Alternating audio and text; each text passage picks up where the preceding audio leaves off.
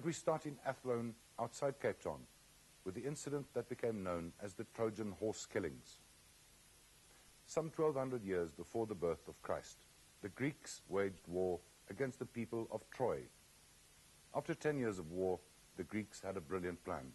They ordered master carpenter Epeius to build a huge hollow wooden horse and offered it to the Trojans as a gift. The Trojans accepted it and let the horse into the city walls. Once inside, Greek warriors climbed out of the belly of the horse and opened the city gates to their comrades, who then destroyed Troy. This is why the incident in October 1985 in Athlone was called the Trojan Horse killings.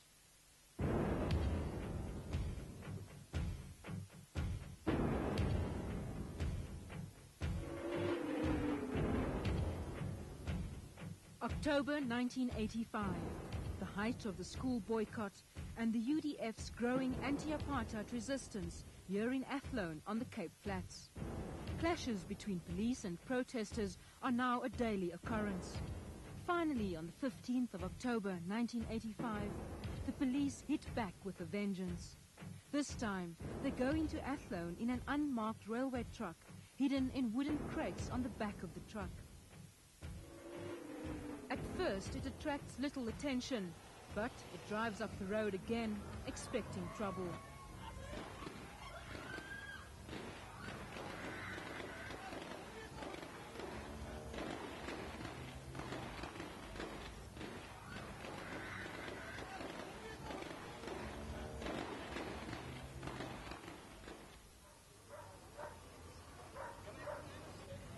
Sean Mahmoud, Michael Miranda and Jonathan Claassen all die at the scene. Several others are wounded or arrested. This week was an emotional one for the families of the victims and survivors of the Trojan Horse tragedy. 12 years after the incident, they finally told their stories to the nation and again came face to face with the killers. The nation acknowledges that awful experience, and in a way the nation is saying sorry. We hope even more that those who perpetrated such a deed, as they hear you tell your story, tell of your pain and your anguish, dat dit hulle harte sal aantas en miskien sal hulle aanmoedig om verskoning te vra. So help me God. Mohammed Shafiq Mahmoud broke down as he described his state of mind after he discovered that his 16-year-old son Sean had been shot dead by the police. I went berserk and I had to sit still and get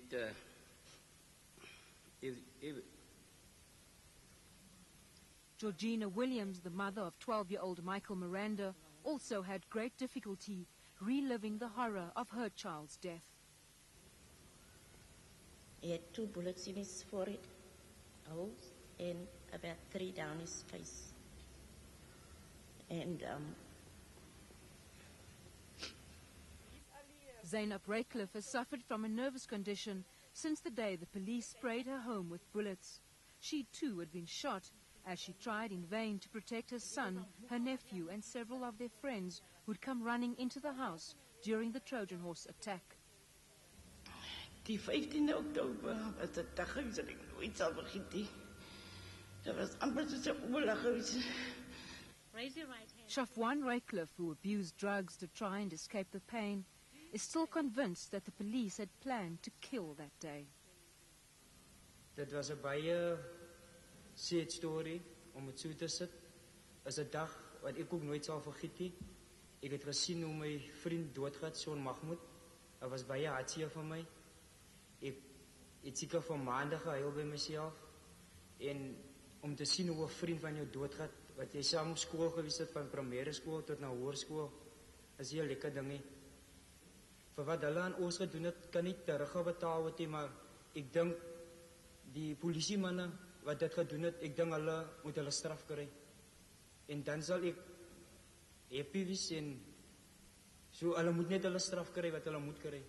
Ek kan nie sien dat hulle so op vrye grond loop op die pad nie. Jonathan Clausen's sister told the commission that her brother had been a street child adopted by a family. On the day of the Trojan Horse shooting, he'd simply been a bystander.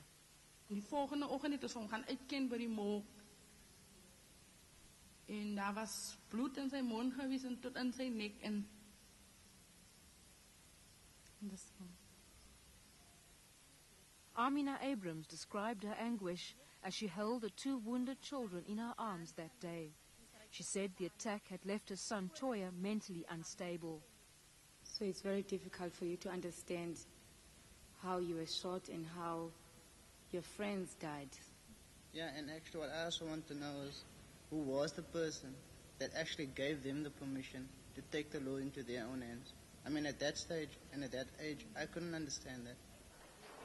13 security force members were implicated in the Trojan Horse murders, but they were all acquitted. This week, 4 of them gave the TRC their side of the story. Retired Brigadier Christian Ludov, the mastermind of the attack, admitted that he'd given the command for the unmarked railway truck to go into Thornton Road on that fateful day. He claimed that using an unmarked vehicle was the most effective way of arresting stone throwers. He denied that he'd sent his men into the area with a license to kill. We wanted to apprehend the stone throwers. Yes, so if we'd sent a vehicle in there and no stones had been thrown, then there would be no crime. But if a second vehicle came in, an unmarked vehicle, it would. You deliberately instigated the crowd by making sure that they attacked, by your own admission. By your own admission, you're saying a police vehicle would not be attacked, and therefore your decision to use an unmarked vehicle so that it will be attacked. That's your statement. I object to the statement made to this witness that they instigated a crime. If I park my motor vehicle in the street with a radio in it, and it gets stolen by a thief who happens to walk in that street, do I instigate the crime by parking my vehicle there? Surely not. And this is, in effect, what is being put to this witness. Sir? That by sending a private vehicle out in a public road, they instigated a crime. Sir? I'm sorry I don't follow that. You know, Chairperson, you know yourself that the example you just gave is absurd. The situations are not analogous. Order, please. Order. It was former Railways Police Lieutenant Dou Vermeulen who fired the first shot.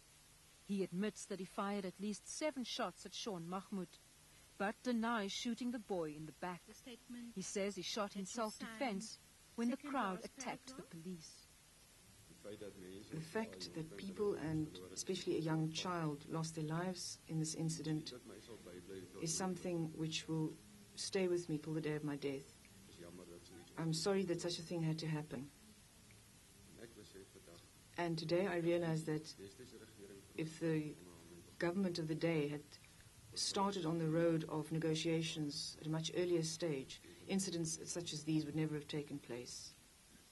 Retired policeman Frank van Niekerk, who was one of the policemen hidden in the crates, defended his part in the Trojan Horse incident by saying he had simply been following orders.